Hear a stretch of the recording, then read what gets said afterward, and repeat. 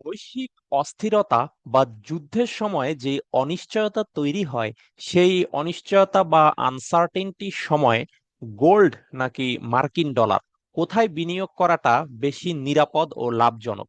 চলুন এই প্রশ্নের উত্তর খোঁজা যাক আজকের ভিডিওতে।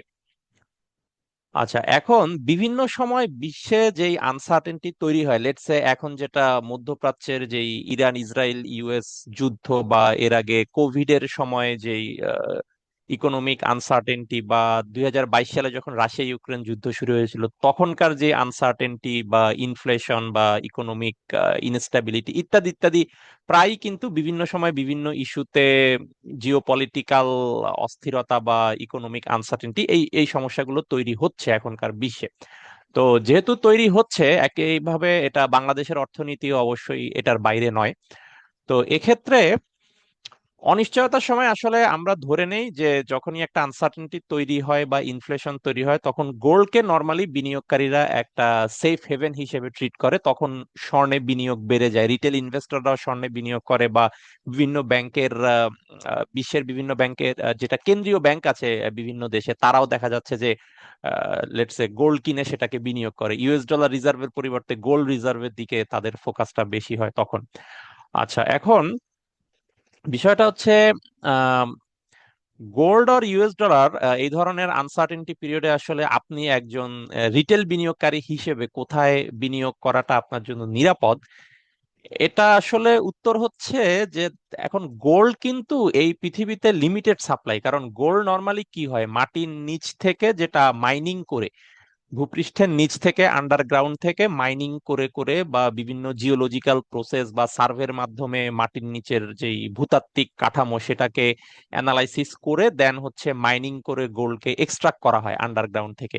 তার মানে গোল্ড কিন্তু কাইন্ড অফ এটা একটা প্রাকৃতিক সম্পদ যেটা মাটির নিচে থাকে, দেন হচ্ছে জিওলজিক্যাল প্রসেসের মাধ্যমে বা বিভিন্ন মাইনিং টেকনোলজির মাধ্যমে এটাকে এক্সট্রাক্ট করা হয় ফ্রম আন্ডারগ্রাউন্ড।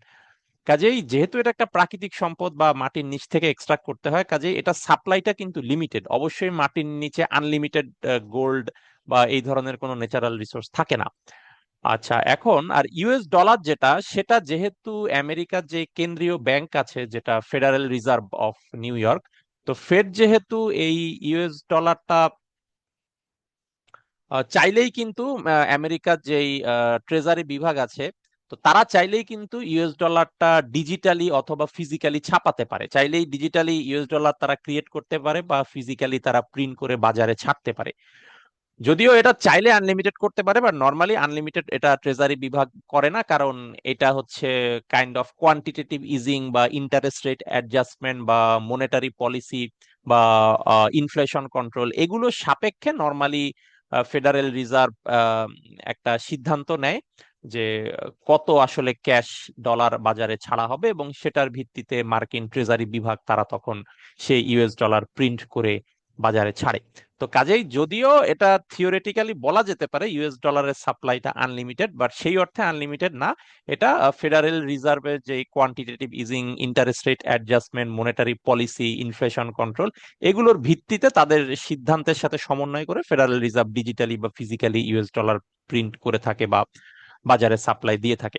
বাট এগেইন, যদিও করে থাকে, বাট চাইলে যদি এখন ফেডারেল রিজার্ভ সিদ্ধান্ত নেয় যে আমি ডলারকে অনেক চিপ করে দিব ইন্টারেস্ট রেট বা মনেটারি পলিসি মাধ্যমে, বা পলিসি রেট অনেক কমিয়ে দিল, ইন্টারেস্ট রেট কমিয়ে দিল, পলিসি রেট টাকাকে বা ডলারকে সহজলভ্য করে দিল, তখন দেখা যাচ্ছে যে বাজারে কিন্তু ইউএস ডলারের সরবরাহ বেড়ে যাচ্ছে। অর্থাৎ মার্কিন ট্রেজারি বিভাগ তখন আরো অধিক পরিমাণে বাজারে ডলার ছাড়ছে। যদিও তাতে ইনফ্লেশন আরো বেড়ে যেতে পারে, বা যেহেতু ডলারের ভ্যালু তাতে কমে যেতে পারে পলিসি রেট যদি ফেড কমিয়ে দেয়।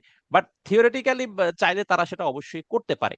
যদি তারা মনে করে আমার এখানে এখন ইনফ্লেশন মোটামুটি কন্ট্রোলে আছে, এখন আমার আসলে প্রবৃদ্ধির দিকে, এমপ্লয়মেন্ট জেনারেশনের দিকে বা জিডিপি গ্রোথের দিকে এখন আমার আরো বেশি ফোকাস দেওয়া দরকার, তখন তারা পলিসি রেট কমিয়ে ডলারকে সহজলভ্য করে দিল। ফেডারেল রিজার্ভ ওই সিদ্ধান্তের প্রেক্ষিতে তখন মার্কিন ট্রেজারি বিভাগ আরো বেশি ইউএস ডলার বাজারে ছেড়ে দিতে শুরু করলো। তখন দেখা যাচ্ছে ডলারের সাপ্লাই মার্কেটে আবার বেড়ে গেল।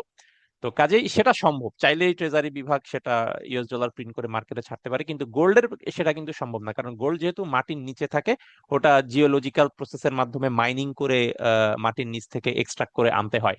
তো যেহেতু এক্সট্রাকশনের একটা বিষয় আছে, এটা লিমিটেড সাপ্লাই ন্যাচারাল রিসোর্স হিসেবে, বাট ইউএস ডলার মার্কিন ট্রেজারি বিভাগ চাইলে unlimited amount of US dollar print করে বাজারে ছাড়তে পারে।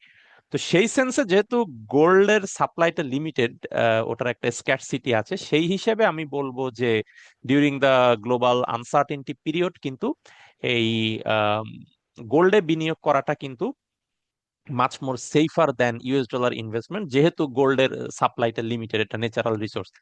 আর ইউএস ডলার যেহেতু চাইলেই ট্রেজারি বিভাগ ছাপিয়ে দিতে পারে, আবার পেট্রো ডলার থেকে এখন অনেকটা জিও পলিটিক্যাল শিফটের কারণে দেখা যাচ্ছে যে পেট্রো ইউয়ান, পেট্রো রিয়াল, এই ধরনের অনেক টার্মিনোলজি এখন শোনা যাচ্ছে যে আহ, তেলের সাথে যেহেতু আহ, মধ্যপ্রাচ্যের দেশগুলো বা আরব রাষ্ট্রগুলো বা গালফ স্টেটগুলো যেহেতু পেট্রো ডলার চুক্তির আওতায়, যেটা 1974 সালে যে চুক্তি, সেটার আওতায় যেহেতু ডলারে তারা তেল সাপ্লাই দেয় বা সেল করে, সেখান থেকে সরে গিয়ে তারা যদি চাইনিজ ইউয়ানে সেল করে বা ইরানিয়ান রিয়েলে সেল করে, তখন কিন্তু স্বাভাবিকভাবেই ডলারের যে বৈশ্বিক আধিপত্য সেটা হ্রাস পেতে পারে। তো এই বিষয়গুলো একটা জিওপলিটিক্যাল শিফট হতেও পারে ভবিষ্যতে।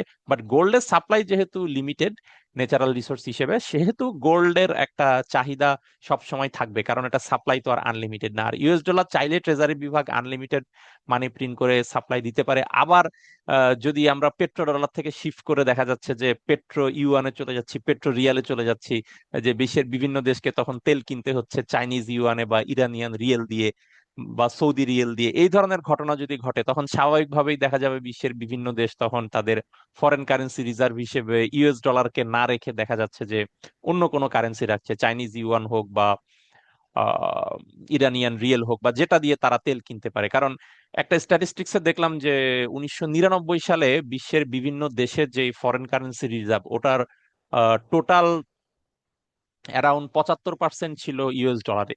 আবার 2021 সালে এসে দেখা যাচ্ছে যে ওই রিজার্ভ, টোটাল যে রিজার্ভ, সেটা নেমে এসেছে 57%। অর্থাৎ 1999 সালে যেটা 75% ছিল ইউএস ডলারের অংশ টোটাল রিজার্ভের বিশ্বের বিভিন্ন দেশের ফরেন কারেন্সি, সেটা 2021 সালে নেমে 57% হয়ে গিয়েছে, 75% থেকে 57% হয়ে গিয়েছে এই 22 বছরের ব্যবধানে। অর্থাৎ তার মানে কি, তার মানে ইউএস ডলার যে একটা গ্রহণযোগ্যতা ছিল ফরেন কারেন্সি রিজার্ভ হিসেবে বিশ্বের বিভিন্ন দেশের কাছে, সেটা কিন্তু কাইন্ড অফ একটা, আমরা একটা ডিক্লাইনিং ট্রেন্ড দেখছি।